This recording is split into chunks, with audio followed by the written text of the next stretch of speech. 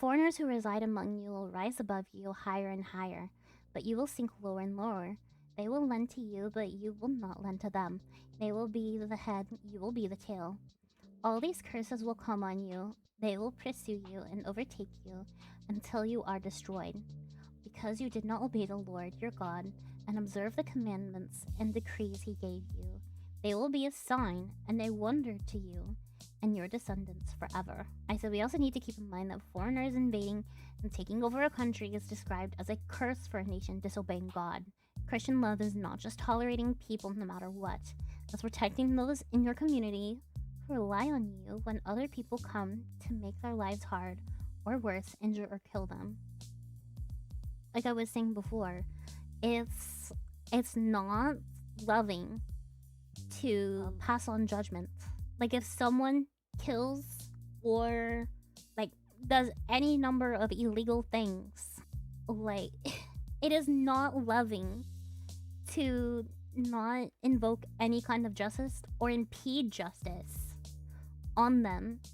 Like obviously give it to law enforcement, give it to the proper authorities, because those were appointed by God. It is not like a one-to-one, but he has allowed them to be in that position. It ain't gonna be perfect. That's the thing to consider. Yeah, sure, they won't be perfect, but like, yes, it will be made up for on Judgment Day.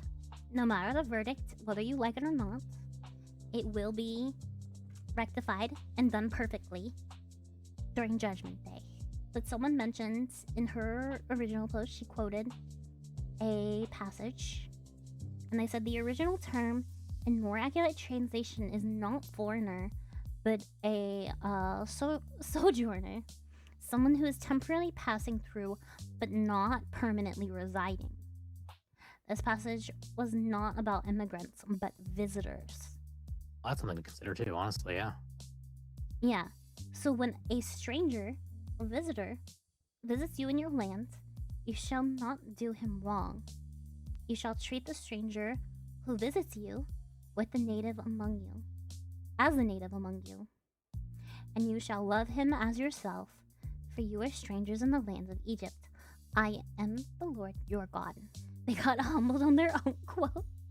Like, I don't blame them. It's easy to see, the use of the word foreigner and be like, yeah, that means anyone who isn't from my country. But the English language is not as robust sometimes as other languages. No, I think it's not a matter of maybe not being robust. It's a matter of just the translation not being quite on point there. Well, I would say like with love. Oh yeah, love, absolutely. Yeah, love. Love is lacking in English. Has got like 8 different meanings shoved into one word. But there are mistranslations. There are things that make it. It's almost there.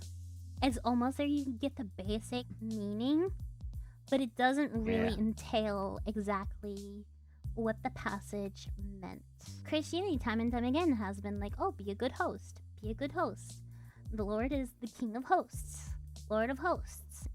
Be kind and serve people. But that does not mean that we need to take in infinity illegal aliens into the country. Like, that is unloving to the people who already live here and need the resources that would be used up by illegal aliens. It is not loving to your literal neighbor to not put these people back where they're supposed to go. Like, they can't just come here illegally, sub up all the resources. Well, like, that's including, like, giving them the best possible circumstances. And something else to consider, too, like, those who came here and went through the process, all that the process, I do think can be a little bit too harsh at times, honestly. Yeah, it can be a little too harsh. There are those, like, if you're an honest worker and you're like a good neighbor, yeah, I'm more of inclined to be like, yeah, I know you're a hard worker, you're a good neighbor, come on in. For the most part, I mean, to limit the numbers, sure, because we have to make sure we're everything's running smoothly, but like, yeah, it's not fair to those who went through the process, that grueling process, to say, all right, well, you guys get to come in now and you get all these free resources. Like, these people who went through the process, they didn't get all that necessarily. We cannot be the savior of the world. We need to take care of our people first. Empathy requires some degree of rationality for the effect to be positive. Bleeding hearts or narcissists that act like leftist empaths for social credit are incapable of helping people without hurting others, and they don't really care about helping the most people. In other words, they lack order. Yep. Like, we have been societally brainwashed into suicidal empathy. Like, we have been told that we need to be the saviors of the universe, and we need to care about every other country's social political problems, and we need to help all of them. Like, yeah, it sucks that it's happening. I really wish it weren't in those countries. Yeah. But we have so many problems back home. It would be unloving to try and help those people. I'm sorry. Like, imagine this. You have a kid, and you don't have enough money to get by fully. Like, sometimes you need to skip meals. But you see on TV a very sad ad for kids who are in the foster system. Kids who are in the foster system who need help, and there's a phone number for you to call and give a donation. And let's say every $30 you give a kid a year's worth of food, and your monthly budget for food is $30, and you have a kid, and you're like, okay, I'm gonna help the kid in Ohio. I'm gonna call and give them my last $30. Meanwhile, your kid is starving. Like, this is exactly what the US government is doing. Like, they're looking at their starving children at home, and they're going, oh, look at all those Pakistanis over there. They look so sad. Look at them crying on the news. We need to send them infinite money. Give Israel $17 billion. Because look at them. They're crying. They're crying on the news. That means we need to give them money. No. No, you don't. If you have it to give, that's one thing. Yeah. If you have enough to give, if literally every American were taken care of, and we weren't in the middle of a financial crisis, sure, let's help, but we're not. Like, most Americans are not. Like, they're living paycheck to paycheck, if that. If that.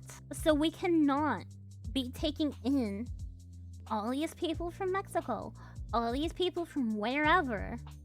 We can't do it in good faith.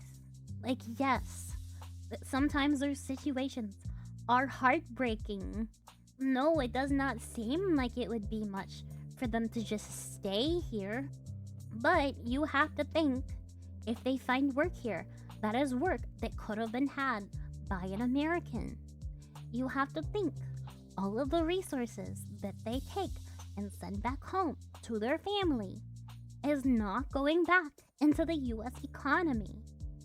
So we have to print more money. It is a net negative for the rest of the country for them to be here.